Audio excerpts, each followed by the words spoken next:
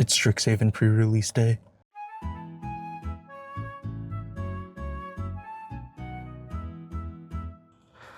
Hello, everyone. Welcome to what is most likely the most exciting day of 2026 for me. It is Strixhaven pre-release day, and I figured since today was so special, I would take you guys along with me in a little vlog of today's activities. So that is where we are now. Actually, where we are now is the local park, or one of my local parks. I'm out here on a morning walk to burn some of the exciting energy that I have for today's pre-release. But today we're hitting up two different pre-releases. Same store, just two different pre-releases, which sometimes I do if the set is exciting enough, and I think Strixhaven qualifies for that. So super excited about getting to play limited for this set. I figured I would do kind of some predictions here since it is the morning of, and I thought it'd be fun to talk about what I see from the limited set, which is not a lot. I didn't do a lot of research into the actual cards themselves, but I do know what all the set mechanics are. Obviously, as an Orzhov player, I'm super excited to play the Silver Quill deck, or at least hopefully get Silver Quill in. I want to get at least one Silver Quill game in, and then one game of whatever other set is out there. But Silver Quill for sure I want to do, and then whatever seeded pack comes to me on the second go around of pre-release, then I'll just play whatever's there. I'm really excited to play Silver Quill. I think from what I've seen, I have a prediction that it's going to be one of the weaker archetypes. I think Repartee as a mechanic is going to be pretty hard to pull off. You only have so many slots for a limited deck, and filling, let's say 8 of them up with like instants and sorceries that target is going to be pretty hard to find. I think the secret to making a really good Silver Quill deck is going to end up being the prepared creatures. I think if you're able to get like one of the good prepared creatures, then you're going to be doing pretty well for yourself. So hopefully the seeded pack comes with a prepared creature. If not, then who knows, maybe it's just total luck with what you get in the other packs. But yeah, so I'm really excited to play Silver Quill. The other color I am kind of keeping my eye out for is Lorehold. The Boros colors. Boros looks really interesting this go around. I think in the past Boros, or Lorehold specifically, struggled with getting cards like out of their graveyard. But the fact that they threw Flashback in there for a bunch of Lorehold cards is going to really help them out. And so I am keeping my eye out for Lorehold as well. And then I think the one other color combination that I'm kind of interested in, not to play, but to compete against, is going to be Witherbloom. I think life gain is pretty annoying and limited, all things considered. So I'll be interested to see if Witherbloom is going to be any good. I have a feeling that it will be. I think especially against Silver Quill, it's going to like pretty hard counter Silver Quill, so to speak. So that is another color combination I have to keep my eye out for. But like I said, these are all predictions. I didn't really like do a deep dive into all of the cards, mostly because I'm lazy, and mostly because some of the fun of doing pre-releases, like getting to see the cards for the first time, not in spoiler season, and like just kind of getting there and having to figure it out as you go along. So I'm super excited for it. I'm gonna try to take you guys along on the adventure with me, and yeah, that's exciting.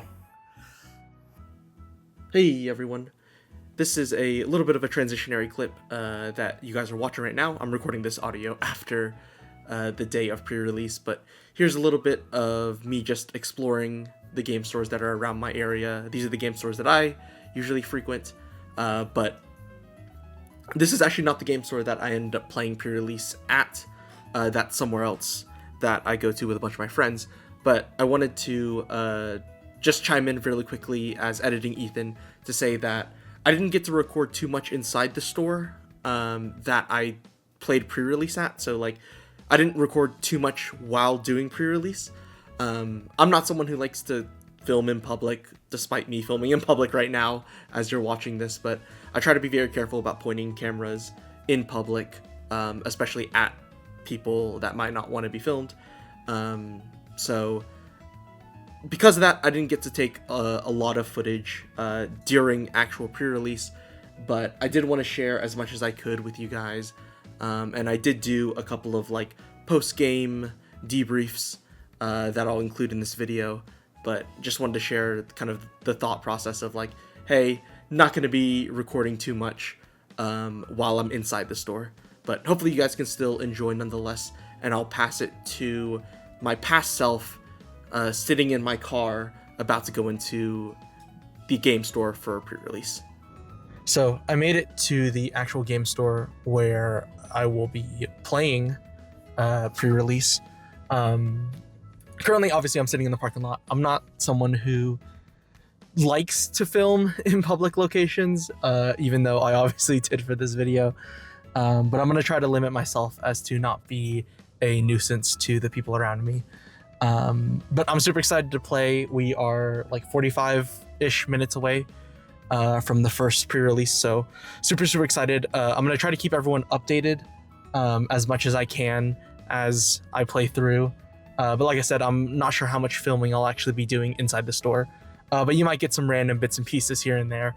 And I'll try to update you guys with like how I'm doing in the game. So yeah, hopefully the next time you see me, I will be cracking packs and not talking in a parking lot.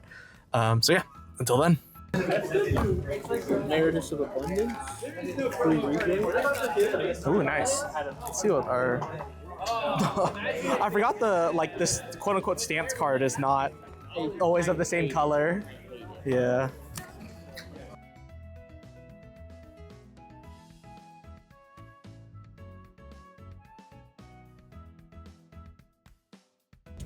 Okay, so I just finished up the first set of games, and I'm in my car recording in between the first pre-release and the second pre-release. So let me see if I can even show you guys. But I did end up getting the Silver Quill box that I wanted, so it was a lot of fun to play. I thought I made a good but not great deck. I thought I played around the cards that I got, but overall the cards that I got just weren't super bomby, if that makes sense. I will say I did get a lot of really good Mystical Archive cards that go in black and white colors. All at uncommon, so nothing extremely special, but for limited play was really good. The deck felt actually a lot better than I thought. I actually was able to trigger repartee quite a bit, so luckily that alleviated my my thoughts earlier today about whether or not I would be able to trigger repartee quite a bit. So it actually felt pretty good to play. End up going 2-1, so overall just pretty good. And overall I'm happy with it. So here we go. That's the mid pre-release update, and hopefully I'll get an update out for after the second set of pre-release, but it'll be nighttime, so it might be dark. But yeah, until then.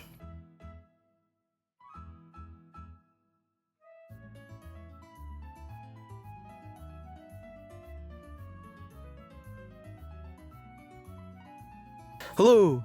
I have now transitioned to the nighttime, and I just finished up the last pre-release of the day, and I figured I would kind of just record myself giving my thoughts about the limited gameplay as well as the two color combos that I played. So I ended up in Boros or Lorehold, the last set of games. I ended up going 1-1, and then my opponent dropped my last game, so I didn't get to play that one. Boros felt interesting. It was not as strong as Silver Quill, but I think a lot of that was also part of my card selection. I thought my card selection wasn't very good. I was pulling a bunch of green black rares, but I didn't have enough green black synergies to even go in those colors, so I ended up sticking out with Lorehold, and yeah, the deck just kind of it did its thing sometimes, but it just never felt strong enough to actually be able to close out games or win games. So yeah, I figured I would just kind of give my thoughts on the two color combos that I played in limited today. So starting off with Lorehold, since we're talking about it, like I said, to me, Lorehold requires like 3 things for you to do, which is like you need to put cards in your graveyard, you need to be able to get those cards out of your graveyard somehow, and then you need to have some sort of payoff to actually get, you know, the payoff for getting your cards out of your graveyard.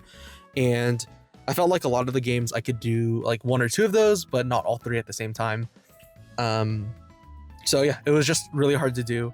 With that being said, I do think there were some outstanding cards if you are interested in going Lorehold, if you're playing draft and like you have to pick Lorehold. I should have them right here next to me. I'll blow them up so that way you can actually see it. But these 2 cards here, which are Pursue the Past and Rubble Rouser. So Pursue the Past is gain 2 life, discard a card. You may discard a card, and if you do, draw 2 cards, and then you can flashback it. So you're filling your grave, you're getting card advantage, and you're able to even flashback the card itself. And then Rubble Rouser is same thing. You can rummage, so you can discard a card and draw a card, or if you want to, you can tap the Rubble Rouser later to exile a card from your graveyard, get a mana, but more importantly, it just gets something out of your graveyard, right, every single turn. So those are my 2 standouts for that deck, and definitely look out for those if you're playing limited.